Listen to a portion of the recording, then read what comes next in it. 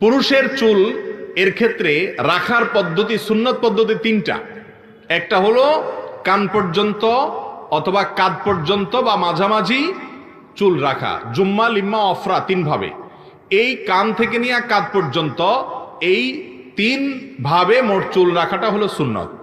আর একভাবে চুল রাখা যায়, সেটা হলো গোটা মাথার চুলকে সমান করে কাটলেন, সেটা যত ছোট করেন বা যত বড় রাখেন, কিন্তু এই সুন্নার ছোট, এর চাইতে ছোট ভার্সনে আপনি পুরো মাথার চুলকে সমান করলেন, এটা হলো জায়েজ। আর এক প্রকারের চুল রাখা গুনাহের কথা, সেটা হলো কাজা। সেটা হলো আজকাল কিছু টিকটকার পাবেন, কিছু এই টাইপের, ওই যে আরো কি কি আছে না অ্যাপ এরকম টিকটক টাইপের, এগুলার দেখবেন যে চুল রাখে ইবলিসের মতো। মাথার মাঝখান দিয়া আপনার ওই ধান ক্ষেতের ধান কাটলে যেরকম নাড়াটা থাকে না, ওই রকম কিছু চুল মাঝখান দিয়া থাকে।